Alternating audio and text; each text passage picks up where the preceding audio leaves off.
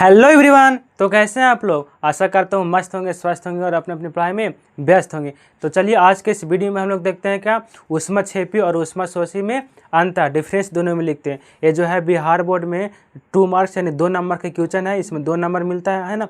ये क्वेश्चन देखिए कब नहीं पूछा गया है। अगर अभी से बात की जाए तो 24 में, 17 में, 23 में, 11 में, 13 में, सब में पूछा गया है। अब कोई सब में केवल यही क्वेश्चन पूछा जाएगा नहीं, इस क्वेश्चन से संबंधित क्वेश्चन पूछा गया है ना। ये नहीं कि सारा चीज़ में यही पूछा गया है, इसी का अंतर नहीं। किसी में एग्जाम्पल पूछा गया, किसी में कुछ और पूछा गया है ना, किसी में ऑब्जेक्टिव, किसी में सब्जेक्टिव, यानी प्रत्येक हर साल लगभग इसमें से क्वेश्चन आता है। तो चलिए देखते हैं इसमें ऊष्माक्षेपी होता क्या है और ऊष्माशोषी होता क्या है। तो सबसे पहले अगर बात की जाए ऊष्माक्षेपी का, तो ऊष्माक्षेपी क्या है? बता रहा हूँ, वैसी रासायनिक विक्रिया जिसमें क्या होता है, ऊष्मा का उत्सर्जन होता है। ऊष्मा का उत्सर्जन करने का मतलब क्या?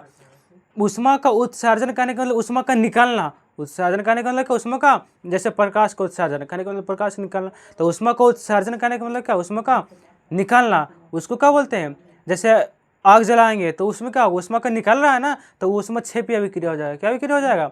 ऊष्माक्षेपी। तो ऐसे रासायनिक अभिक्रिया जिसमें ऊष्मा का निष्कासन होगा, ऊष्मा का उत्सर्जन होगा, उसको क्या बोलेंगे?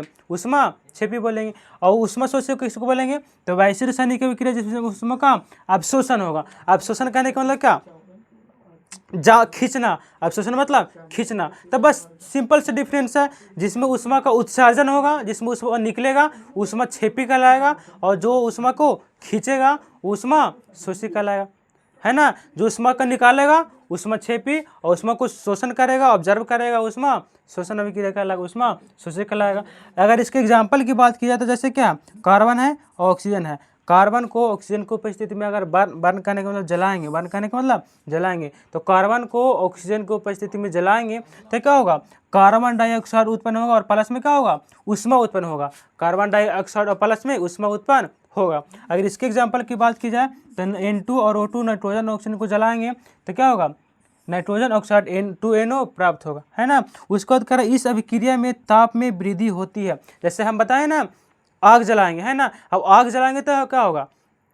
उसमें निकल रहा है ना, तो ऊष्माक्षेपी है। और उसमें क्या हो रहा है? टेम्परेचर बढ़ेगा। आग जलेगा तो क्या होगा?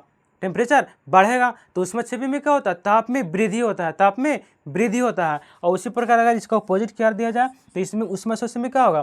ताप में कमी होगा। इसमें क्या होता है? ताप में कमी होगा, है ना। उसके बाद एक और याद रखना है कि एक क्रिया जो है दोनों दिशाओं में होती है, और एक क्रिया जो है ऊष्माक्षेपी वो केवल क्या होता है? ऊष्माशोषी जो केवल एक ही दिशा में होती है। दोनों दिशा कहने का मतलब रिवर्स रिएक्शन भी दोनों का हो सकता है ना। तो बहुत सिंपल से आसान भाषा में इसको याद कर सकते हैं। ऊष्माक्षेपी ऊष्मा का उत्सर्जन होता है, ऊष्माशोषी ऊष्मा का ऑब्जर्व करता है, अवशोषण करता है। ऊष्माक्षेपी में क्या होता है? ऊष्माक्षेपी में किधर है? ऊष्माक्षेपी में ताप में वृद्धि होता है और ऊष्माशोषी में ताप में कमी होता है ना। ये दोनों दिशाओं में होती है, ये एक ही दिशा में होती है। बस इतना सा अगर आप लिख देते हैं तो आपको एग्जाम में 2 नंबर में फुल नंबर मिल जाएगा। अगर आपको विश्वास नहीं तो आप क्वेश्चन बैंक उठा के देख लीजिए कब कब नहीं पूछा गया है। 24, 23, 17, 12 सब में ये जो है इसका एग्जाम्पल एक क्वेश्चन पूछा ही गया है। तो आप अपने दोस्तों के पास शेयर कर दें। मिलते हैं आपसे अगले वीडियो में। Thank you.